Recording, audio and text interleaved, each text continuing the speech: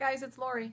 So there's been some people lately putting out some P3 videos and with some really great information. So I just want to hop on and kind of talk about it a little bit. Kind of inspired me to get on.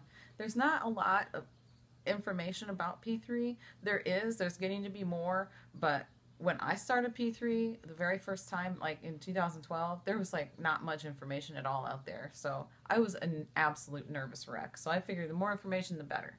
So, all right, so let's talk about the LIW first. LIW, last injection weight, or LDW is last dosage weight, same difference.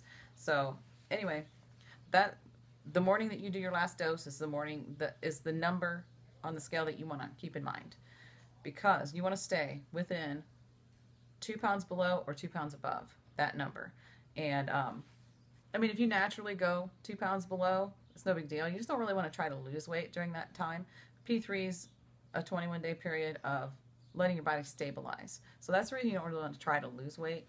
But if you do it without trying, you know, hey, cool. So anyway, just strive to maintain during that period. And that's when your body's resetting, you know. That's also why Dr. Simeons recommends that you don't really exercise during P3, just because exercise and working your muscles can cause, you know, some water retention. And you might not know if you're just retaining water or, you know, that's the reason for that. So, I mean, if you want to exercise, whatever, that's totally up to you. Lots of people do, and I really don't think it's a big deal. I don't. I just like to keep my numbers real steady there. So let's say you go 2 pounds above, more than 2 pounds above your LIW. That's when you want to do your correction day, okay? P3 is where true correction days are done. Honestly, if you want to follow the tried and true for like, what, 60 years or something like that, pounds and inches protocol, there really isn't a correction day in P2. I know he talks about the apple day, but he doesn't refer to it as a correction day. It's, you know, whatever. I'm not going to get into that any more than that. So I've got videos in the past about that. So anyway, that's where your correction days come in. If you go more than 2 pounds above, according to pounds and inches, you would do a steak day. There's other correction days now that you can do. You know, your egg days, your macronut days, your modified protein days, stuff like that. Miss hCG Girl has the information in a lot of her vlogs about modified protein days, and those work really well, and they're nice to do.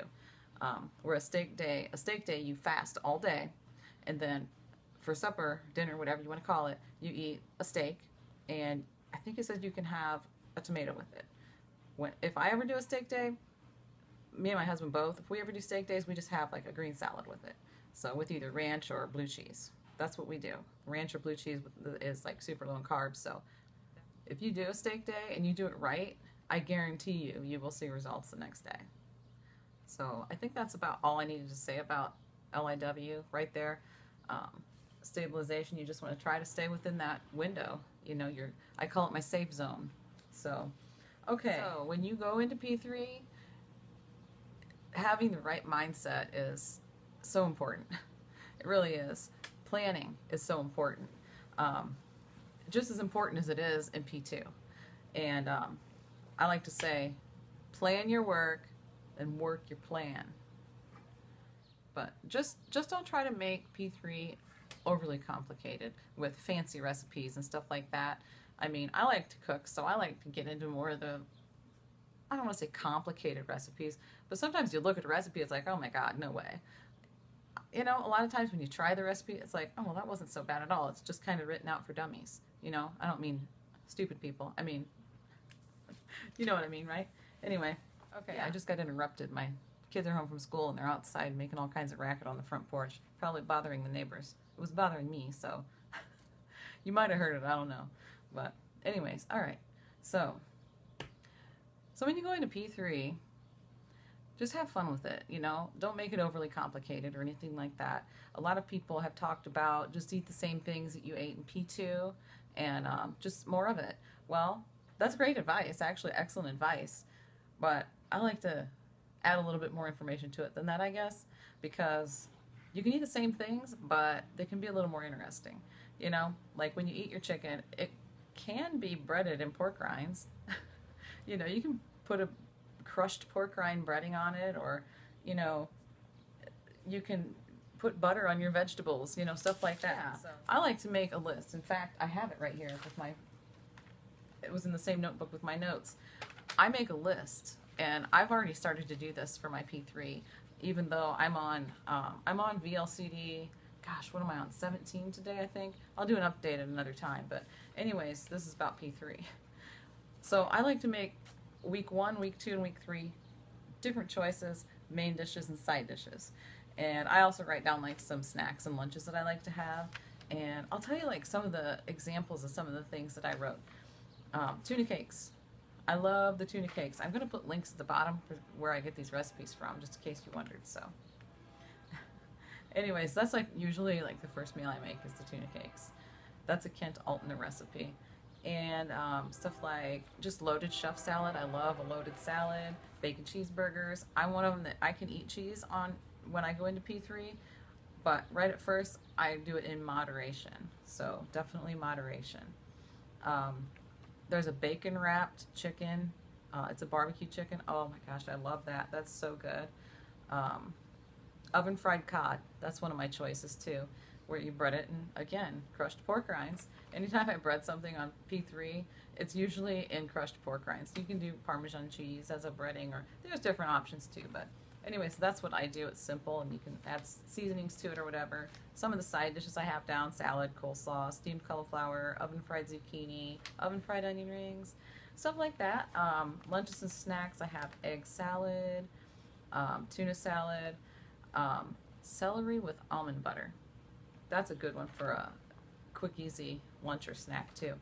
I add in the peanut butter in the second week. First week, almond butter I'm good with. This isn't something that's necessarily, here's what you eat. You know, this is stuff that I found out that works for me. So I add it in slowly, just like, you know, other people have said, a little bit at a time, one thing at a time, one new thing a day. That way you can figure out if there's something you're sensitive to. The second week, that's when I add in the sprouted grain breads like Ezekiel bread, and I'll add in more cheese, and I'll add in berries in the second week. That's when I add in my pork rind crust pizza too, because that's got a little more cheese on it than I want to have in the first week, so I wait till the second week for that. Now the third week, I'll add in the fathead pizza, because that crust is made with cheese, and then you put the cheese on. That's a lot of cheese, so I wait till the third week to add that in. But that's when I'll start incorporating some coconut flour in my recipes, and the low-carb tortilla shells. I'll incorporate those in the third week. And I don't really like Ezekiel tortilla shells, or I would probably add those in the second week. But I just don't care for them, so. A lot of people do like them, though. But anyways, that's when I'll add in quinoa, just some different things like that. So, yeah. Okay, so that's the kind of foods I like to eat on P3, and not just on P3. I mean, these are foods that I can live on this stuff easy, and I did for like 3.5 years. You know, then I just kind of got away from it. I got lazy about it and decided to eat whatever. So, anyways, I talked about that before. Okay, so when you go to the store and you're shopping for your P3 foods, oh, and when I take my list of my, these are just meal ideas. This isn't like, this is what I'm eating. These are just some ideas of stuff off the top of my head that I really like and that I'd really like to have in P3. Okay? I'll make my weekly menu from this. I'll choose a side dish, or a main dish and a side dish, you know, and I'll make my weekly menu, and then I'll make my shopping list from this. When you go shopping, read your labels. No sugar, no starch. Okay, that's your two basic rules of thumb right there. No sugar, no starch. Read your ingredients. Don't just look at the nutritional information where it tells you how many grams of things and stuff. Don't just look at that. Look at the bottom of the ingredients. That's where you're going to find out if there's added sugar or starches. There may be sugar in something, like I know Ashley mentioned her tomato sauce, or it's marinara or pasta sauce, whatever, the jarred sauce. And it had 3 grams of sugar in it, but it was a tomato-based sauce. That 3 grams of sugar, I just about guarantee you, is from the tomatoes. I would almost bet money that there's no sugar added if you look in the actual ingredients at the bottom. So, you know, sometimes there's going to be sugar in the nutritional label, but there isn't any added. So that makes a difference. Yeah, and Leanne, hCG Lee, she mentioned getting some information, her information from the miracleskinnydrops.com. And the lady that's involved in that website, or at least she used to be, you know, a few years ago, is Carol Ensminger.